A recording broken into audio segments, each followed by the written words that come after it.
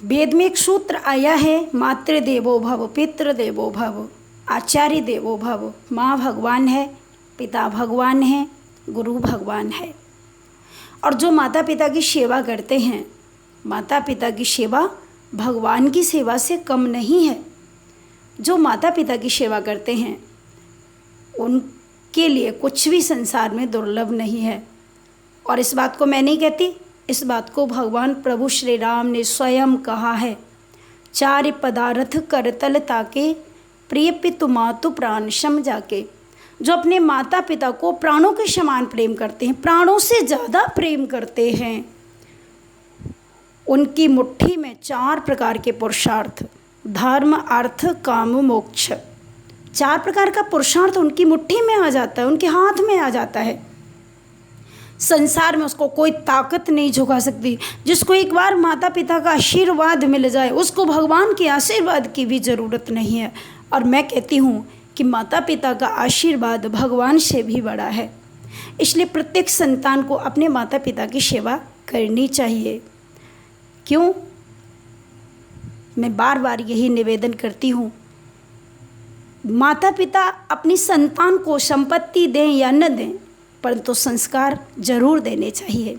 वो संस्कार उनके जीवन में बहुत काम आएंगे। वेदों में, शास्त्रों में, पुराणों में बहुत सारे प्रमाण भरे पड़े हैं कि जिन्होंने माता पिता की सेवा की, उनको भगवान का दर्शन करने के लिए जाना नहीं पड़ा, बल्कि उनका दर्शन करने के लिए भगवान को उनके घर आना पड़ा। तो मैं बार बार कहती हूँ, यदि आप माता पिता के भक्त हैं तो बांके बिहारी जी का दर्शन करने के लिए आपको जाने की ज़रूरत नहीं। बांके बिहारी जी आपके घर स्वयं चलकर आपको दर्शन देने के लिए आएंगे, निश्चित। मुझे घटना याद आ गई। एक बार मैं इलाहाबाद, जिस समय कुंभ पड़ा था, उस समय इलाहाबाद में मैंने त्रिवेणी संगम पर बहुत संतों का दर्शन किया। और उन संतों के सानिध्य में बैठकर मैंने बहुत उनकी वार्ता सुनी और उसका आनंद मुझे प्राप्त हुआ। संतों के साथ बैठने से भी, देखो, संतों की दर्श बरस मज्जन अरूपाना, हरे पाप का है वेद पुराना। उनका दर्शन, स्पर्श, इन सब से ही सारे पाप कट जाते हैं। तीर्थों में स्नान करने से पाप कटते हैं, नदियों में स्नान करने से पाप कटते हैं, परंतु मैं कहती हूँ कि संतों के दर्शन करने से बहुत जल्दी सारे पाप नष्ट हो जाते हैं। तो वहाँ पर बड़े सुंदर, बहुत अच्छे संत जो तपोनिष्ठ थे, जो भगवान के लिए बहुत सब कुछ त्याग कर चुके थे, जो समर्पित थे भगवान के चरणों में एकदम।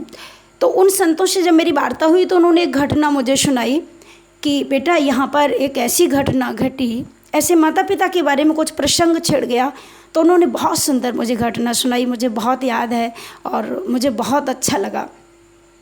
तो वो कहते थे कि यहाँ पर इलाहाबाद में एक ब्राह्मण रहते थे, उनकी एक ब्राह्मणी थी, उनके एक बेटा था। समय पाकर के उन ब्राह्मण की मृत्यु हो गई, ब्राह्मण शरीर छोड़ गए, ब्राह्मणी अकेली रह गई। उनका एक पुत्र था।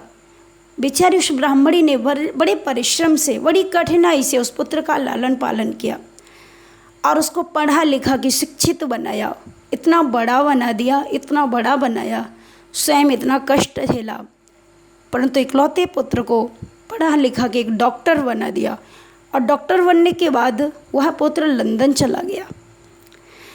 तो लंदन में जाके जब वह डॉक्टर बना तो उसकी बहुत सारी इनकम थी, बहुत पैसे वाला हो गया।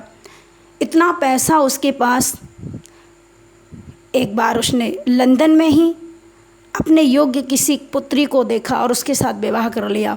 दोनों वहीं रहने लगे। और जब रहने लगे तो वह ब्राह्मणी जो यहाँ इलाहाबाद में बेचारी रहती थी, बहुत ज़्यादा पैसा भी नहीं था उसके पास। हर माँ का मन करता है कि मेरा पुत्र मुझे मिले, मेरा पुत्र मुझसे बात करे, मेरा पुत्र मेरे पास आए, मुझे बात पूछे। तो इस प्रकार बहुत समय चलता रहा, परंतु जब वह डॉक्टर बन गया तो कभी कभी अपनी माँ से बात करता था और कभी कभी बेचारा अकेला ही आता था उसकी पत्नी कभी नहीं आती थी, और जब वह आता था तो उसकी पत्नी उसको मना कर देती थी। तो एक बार तो ऐसा हुआ कि करीब 10-12 वर्ष हो गई और वह पुत्र अपनी माँ के पास आया ही नहीं। उसकी पत्नी ने मना कर दिया, आपको गांव नहीं जाना। तो बाबा तुलसीदास जी ने लिखा है कि नारी विवश नर सगल गुसाई, नाचे नट मरकट की नाई। वही हाल था। तो जब पुत्र ने आना जाना भी छोड़ दिया, कभी कभी बात होती थी, बस एक बार समय आ गया तो उनकी माँ भी पधार गई, उन्होंने भी शरीर छोड़ दिया। और जब शरीर छूट गया तो आस पड़ोस के जितने भी लोग थे, अन्य ब्राह्मण थे, उन लोगों ने उसको फ़ोन किया कि तुम्हारी माँ का शरीर छूट गया है, इसलिए तुम जल्दी आओ, इनका संस्कार करना है।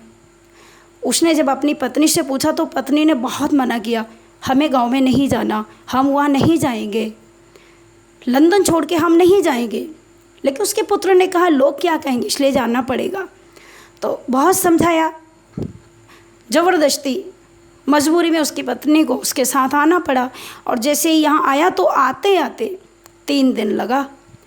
यहाँ सभी लोगों ने उसकी माँ का सब बर्फ़ में रख दिया और 3 दिन तक बर्फ़ में रखा रहा। सोचा कि जब उनका पुत्र आएगा तो अंतिम संस्कार करेगा, इसलिए माँ को सुरक्षित रखा, इत्र छिड़का और सब बहुत अच्छा उनको रखा कि किसी प्रकार की दुर्गंध ना आए।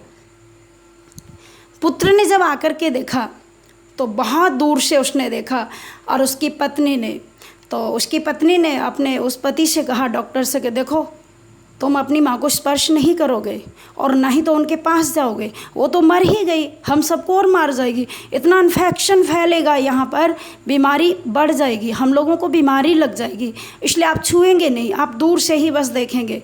तो बहुत करीब 50 मीटर की दूरी पर दोनों खड़े हो गए। उन्होंने माँ को स्पर्श भी नहीं किया, माँ के पास भी नहीं आए।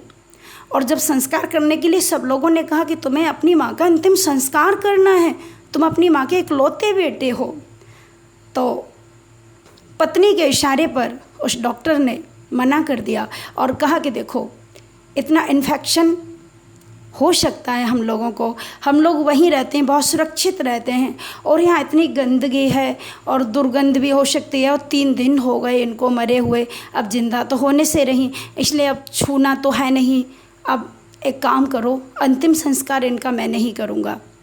और जो त्रिवेणी संगम के जो पंडा लोग थे उनको उसने कहा कि देखो आप लोग इनका संस्कार कर दीजिए, और संस्कार करने के बाद जो पेमेंट हो बता दीजिए, हम आपको उतनी पेमेंट कर देंगे, पैसा दे देंगे, लेकिन संस्कार आप ही इनका कर दीजिए।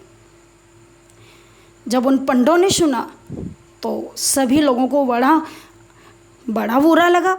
अरे बिल्कुल ही संस्कार शून्य ये पुत्र है, कैसा है जो अपनी माँ का अंतिम संस्कार भी नहीं कर रहा है। सब लोगों ने बहुत समझाया, देखो यदि ऐसा ही करना था तो तुमको आना नहीं चाहिए था, पहले ही बता देते, 3 दिन इनको बर्फ में हम क्यों रख लेते, हम उसी दिन इनका संस्कार कर देते।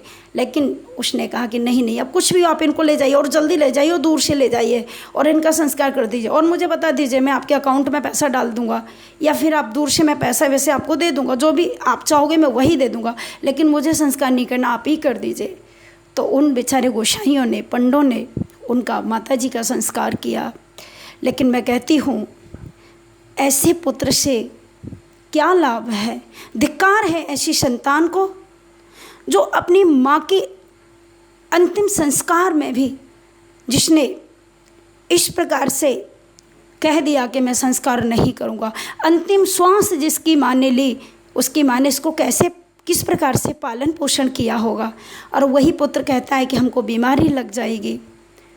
तो मैं बार बार यही कहती हूँ, ऐसे पुत्र से कोई लाभ नहीं। अरे संतान तो वही है जो अपने माता पिता की भगवान समझकर सेवा करे और निस्वार्थ भाव से अपने माता पिता की सेवा करे, वही संतान है। नहीं तो भागवत जी में एक सूत्र आया है, बड़ा सुंदर श्लोक आया है, उत्तम चिंततम कुर्यात् प्रोक्तकारी तो मध्यमा अधमो श्रद्धया कुर्यात् कर्तोच्चरितम पितो। उत्तम पुत्र वही है जो माता पिता की हर आज्ञा का पालन करे, माता पिता को सुख दे, स्वयं दुख भोग ले। और मध्यम पुत्र वह है जो माता पिता कई बार कहें तब भी उनकी कुछ तो बात मान ले, उनको जवाब न दे।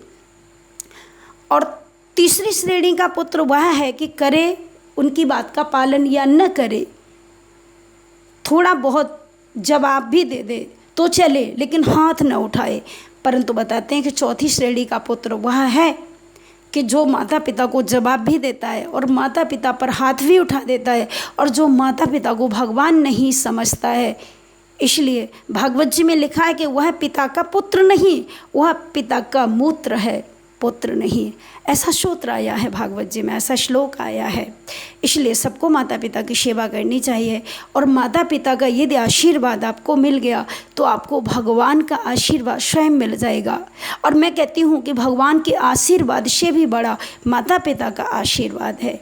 इसलिए सब लोग अपने माता पिता की भगवान समझकर पूजा करें।